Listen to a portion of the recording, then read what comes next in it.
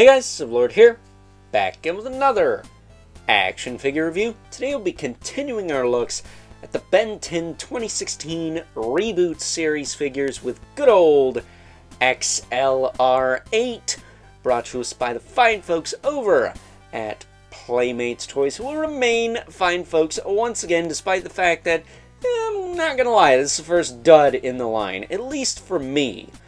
Thankfully, I got them on clearance at Walgreens. I think I got Diamond Head that way, too. Don't quote me on that, though. That said, before we get too far ahead of ourselves, why don't we cut right to the chase and get into the meat and taters of this review and take a look-see at all XLR8 has to offer in terms of accessories, starting off with something you're going to want to use when it comes to this guy, a base. It's a little smoke base. It rolls. Whee! Whee! Which is a carryover from my Transformer videos. Thank you very much.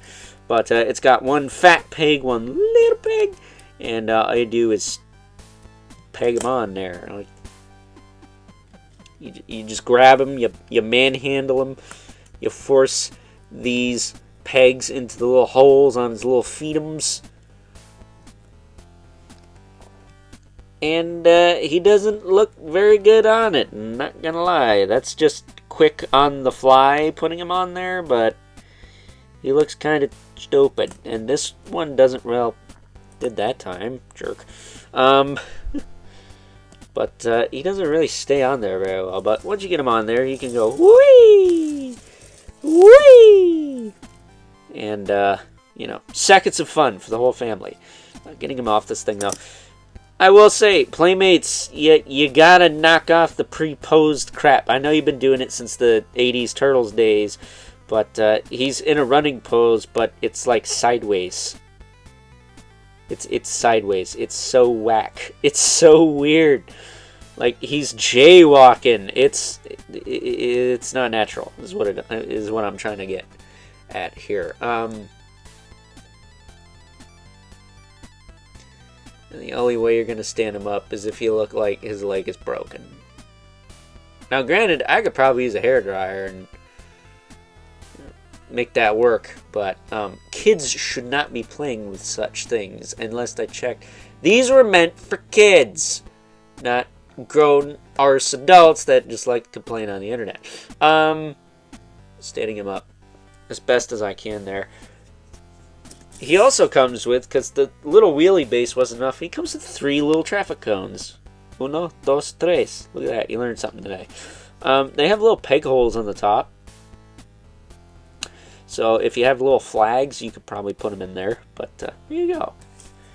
You're going to have XLR8 breaking traffic laws. Things we teach kids today. But as far as XLR8 goes, he was never one of my favorites growing up. I always thought Jet Ray was the cooler, fast alien, especially when he shot lasers out of his eyes and his tail. Allegedly, he can be even faster in the water than he is in the air, but we never got to see that. I know that might be a hot take, but XLR8's cool. He's got that Velociraptor look. Even more dino with these multiple spikes on his back here, or plates, whatever you call it. I will say, his tail not being able to bend back or be on some kind of hinge joint sucks, because I feel like that would really elevate his posability, despite the fact it's very limited in general. He's got really good range in the head, the best we've seen so far. Nice ball joint. It can lean that far, that way, and that way. He can tilt and rotate around. Very, very cool. He's got big old bug eyes too, I think. I don't think his mask is down. Shoulders are on hinges. You can rotate. Swivel at the elbow. That's it, though. You don't get a hinge there, which kind of sucks, because, yeah, he's spindly, but they could have fit that in there, I think. He's got a swivel at the wrist. Nothing at the waist. Which I think would have helped, maybe, just a little bit, but his hips are on the weird... Well, actually, his kind of work the way I would want them to. They kind of rotate forward and back instead of up and down. It's just they sculpted his left leg like it's broken. It's so weird. I don't know why they did that. But that's Playmates for you, I guess. Because these are not bad hips. These are more of like that forward and back motion I've been mentioning in my other reviews, but they sculpted his legs weird and totally botched it. So yeah, kind of a dud. Again, got him for half price, so I can't complain, but he would have been so much cooler if his legs, which is like the main thing about this character, didn't suck, for a lack of a better term. That said, they did kind of sort of make up for this with the Omni-enhanced version. I think that's a far superior version of XLR8 from the series, and if you're going to get one, get that one, but as of right now, I don't have plans to review that figure anytime soon, but maybe, we'll see. I do have it. I actually have all the Omni-enhanced versions, if you can believe that. What a lucky bugger I am. But with that being said, I think it is time now that we move right along and take a look at some size comparisons.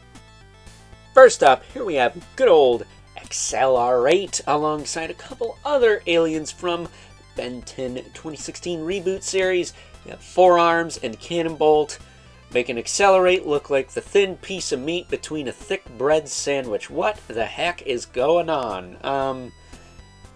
That said, I don't know if younger viewers will know of this older Disney short, but Mickey and the Beanstalk, there is a scene where they had thin pieces of bread with like one olive in between the slices, and very, very thin. I don't know why this reminds me of that.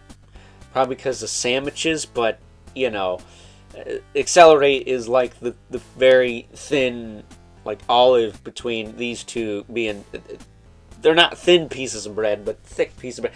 I don't know where I'm going with that, but as you can see, he's freaking small. And, yeah, Forearms definitely makes it feel like you're getting way more for your money than XLR8. But we'll talk about that more in his review tomorrow. So stay tuned for that. Cannonball, on the other hand, here's a spoiler alert. Kind of hollow, but it is what it is, I'm afraid. Getting those two out of the way. We can bring in our two regulars. Mythic Legion's Brother Mandibulus. I'm not going to make the same joke 3 times. Maybe later, after people forgot I made the joke. Then we also have the infamous 11 Spawn, who, as usual, towers over everyone. And that, folks, is a joke that never gets old. So with that being said, it's time now that we wrap things up with some final thoughts. Overall, and while it isn't the design per se that's killing my buzz for good old XLR8 here, it's the figure in general. I don't think the fine folks over at Playmates did as much of a good job on this fella here as they did with Diamond Head and Heat Blast, who we've already looked at here on the channel. His articulation is pretty lacking. I mean, granted, it is kind of tough to get hinges in those spindly limbs, but I'm sure they could have pulled it off. But I think the major complaint I have with this figure is the pre-posed nature of it. The fact that he's kind of difficult to peg into the base and look natural, and the tail doesn't pose enough to get him into a good running pose, which is kind of the whole point of his pre-posed nature. So, with that being said, hope you guys enjoyed this review. And until next time, catch you guys later.